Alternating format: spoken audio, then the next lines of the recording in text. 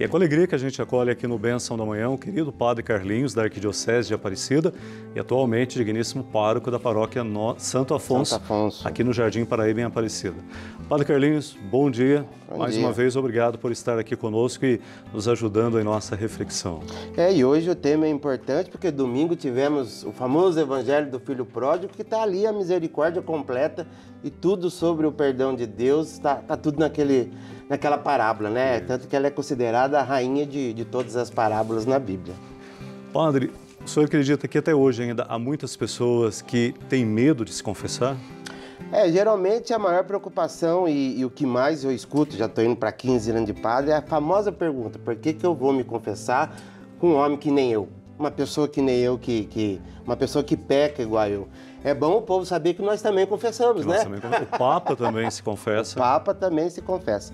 O fato é que se a gente pegar em Mateus 18, João capítulo 20, a própria Bíblia nos fala que o próprio Cristo, quando institui o sacramento, ele pede para que esse sacramento se realize de pessoa para com a pessoa. É bom lembrar que quem está perdoando os pecados não é a pessoa do padre, mas é através do sacramento da ordem, quando o padre age na pessoa de Cristo, que o pecado então é absolvido, que o perdão é dado, né? Mas nós também precisamos nos confessar. Não dá pra gente chegar no espelho, aí eu te absolvo. Se auto-absolver, né? Não existe isso. E é interessante que muitas pessoas dizem, mas por que falar para um outro ser humano que é igual a mim, né? Por que eu não posso confessar diretamente com Deus? Mas então entra, né, padre, a figura do sacerdote como uma comunidade, porque o pecado não é só uma ofensa a Deus, à vontade, ao projeto. O pecado também, ele é uma ofensa à comunidade de fé. Existem dois tipos de pecados, né? Podemos assim dizer didaticamente, o individual, mas também que faz o coletivo também acontecer, né? Quando eu firo a vontade de Deus, eu estou agindo com a pessoa, mas também de um modo geral com a comunidade.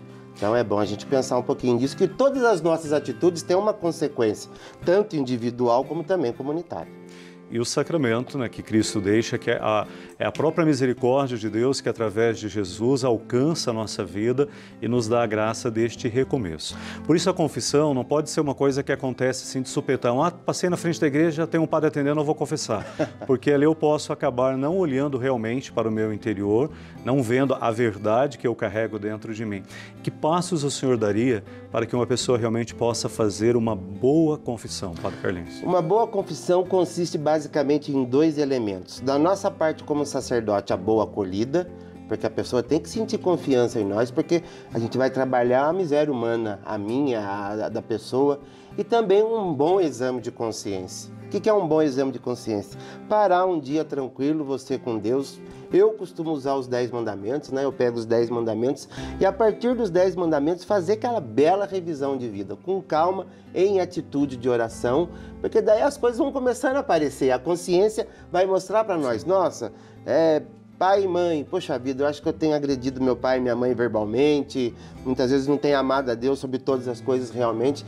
Então, o grande sucesso de uma confissão, para nós sacerdotes, é a acolhida, a pessoa tem que se sentir acolhida por nós, porque é um momento de fragilidade, e também da parte do penitente também um bom exame de consciência. Interessante que você fala da acolhida da parte do sacerdote. O Papa Francisco, na última sexta-feira, onde aconteceu no Vaticano a celebração penitencial, depois a consagração da Ucrânia e da Rússia ao Imaculado Coração de Maria, ele dizia no momento da reflexão dele, o sacerdote tem que ir acolher o penitente com o coração revestido de misericórdia, sem nenhum preconceito, sem nenhum legalismo, né, sem nenhum olhar de condenação. Se o padre não tem essa disposição de o amor que o move a escutar a fraqueza do seu semelhante, ele falava, é melhor então que nem vá atender, né? Nós não estamos lá fazendo o papel de juiz, não cabe a nós julgar, cabe a nós mostrar uma realidade que a pessoa está vivendo e oferecer, segundo a doutrina da igreja e a própria palavra de Deus, um caminho para ela poder recomeçar a vida dela com Deus, né? Mas jamais. O padre não tem a preocupação de guardar o pecado de ninguém, de fazer um reality show dos pecados de alguém. Não, muito pelo contrário. A gente, quando sai da confissão, o padre, quando sai da confissão, se desliga daquele momento. né? Tanto que depois, quando a pessoa volta a confessar, olha, padre, o senhor lembra o que eu falei da última vez? Eu falo, ai, filho, não lembro nem de você aqui dentro, quanto mais do que você falou. Então, a nossa preocupação é mostrar de novo o caminho de volta para Deus, mas não agindo no papel de juiz, mas como o pai da parábola do filho pródigo, né? Que colocou o anel no dedo, ou seja, a reconciliação da aliança, a sandália nos pés, mostrar o que é a verdadeira liberdade e a roupa nova, a túnica nova, que é de novo voltar à dignidade. Então, a nossa preocupação é essa. E compreender, né, padre, que no centro da confissão não estão os pecados do penitente, está a misericórdia de Deus, que o acolhe, que o compreende, e Deus que quer novamente poder abraçá-lo como pai e que ele aprenda do coração do pai realmente a viver a verdade do amor na vida. Exatamente, o Evangelho de João é bem claro, Deus é amor, então ele também não age como juiz.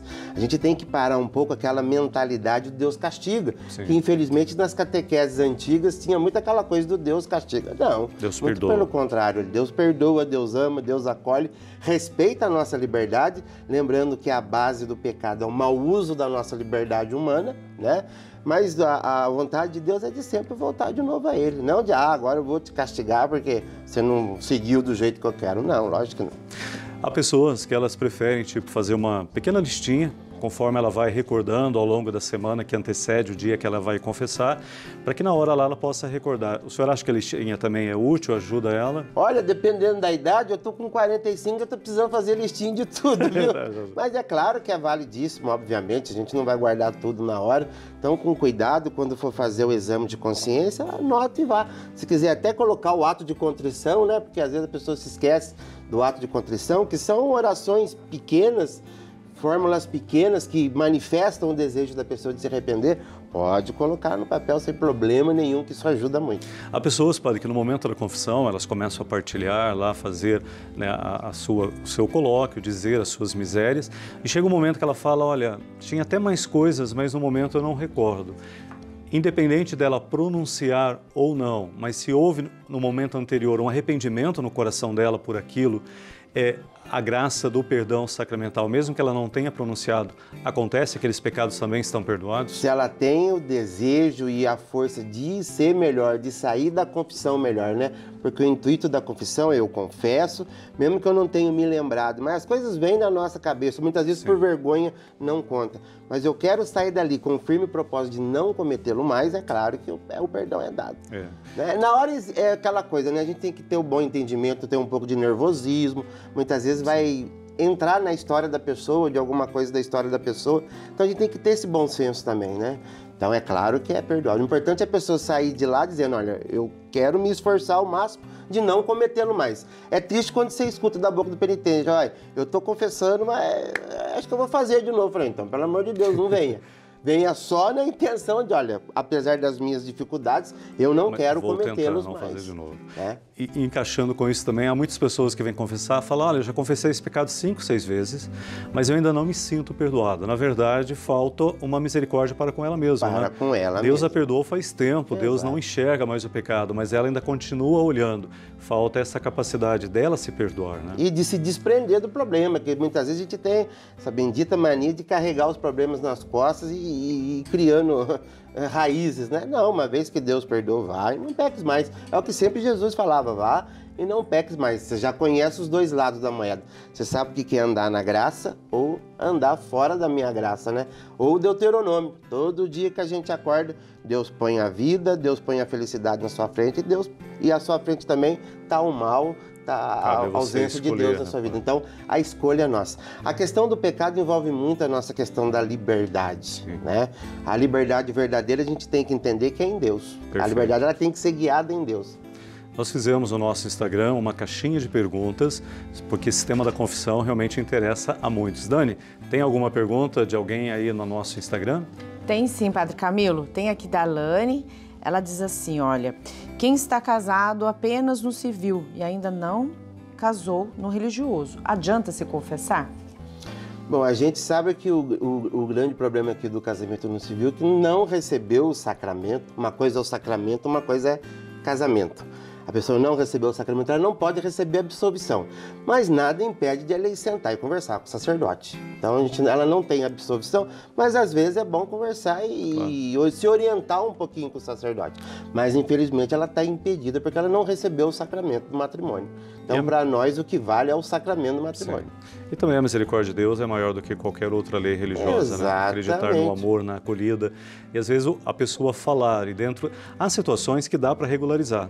Exato. Há situações que não tem como. Você não vai obrigar o casal a se separar para poder receber o sacramento. Não. Mas confiar que a misericórdia de Deus está acima de tudo isso, né, padre? É aquilo, não deixar de se sentir amado por Deus. Não, demais. Aquela coisa, mesmo que eu não possa, mas pelo menos é bom ir conversar e se entender. É aquele negócio, a gente vai conhecendo um ao outro e vai conhecendo a realidade. Perfeito. Mais alguma pergunta, Dani? Tem mais uma aqui, padre, da Miriam, sobre confissão comunitária. É válida? Sim, ela é válida, mas se pede, a igreja pede que seja auricular, individual. Mas existem momentos, como o santuário, por exemplo, que são muitas pessoas, ou caso de guerra, ou caso de um sinistro qualquer na comunidade. Acontece e é válida a confissão comunitária. Mas o legal é o individual, porque é uma maneira também do sacerdote orientar a pessoa, exatamente, né? Estar mais em contato com a pessoa, orientá-la. E a confissão, né, presencial, ela requer muita humildade do coração. Porque nos reconhecermos pecadores diante de Deus é fácil, né? Exatamente. Agora, nos reconhecermos pecadores diante de uma outra pessoa, exato, isso requer muita humildade. Eu preciso vencer o orgulho, eu preciso vencer às vezes a prepotência de achar que na minha vida tudo está bom, que nada precisa ser diferente. Então é esse fazer-se humilde e pequeno que vai permitir que a graça de Deus possa me engrandecer. Como diz Maria, né?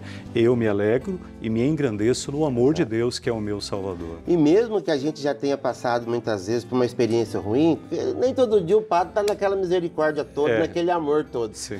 Não deixe de confessar, procure um outro confessor, não deixe de receber a graça de Deus.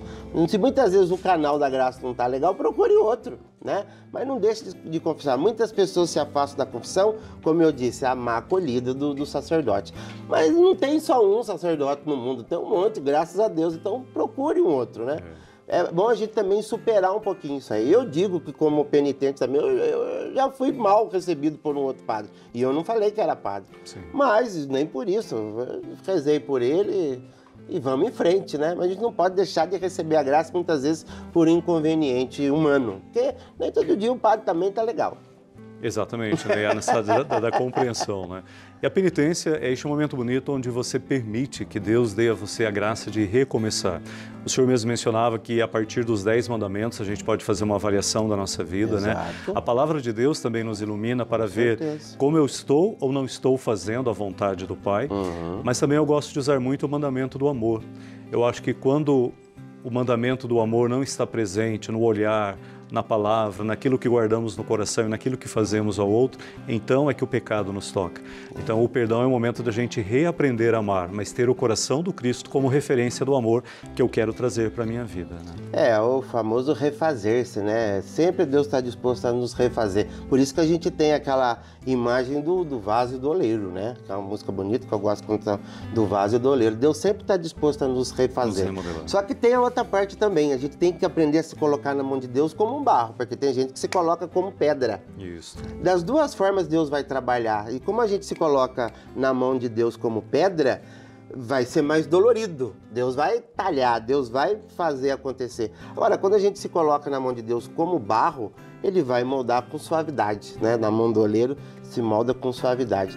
Então, repetindo o que eu falei, o sucesso da confissão é a acolhida de quem vai moldar a pessoa, como também a disponibilidade da pessoa de querer viver vida nova.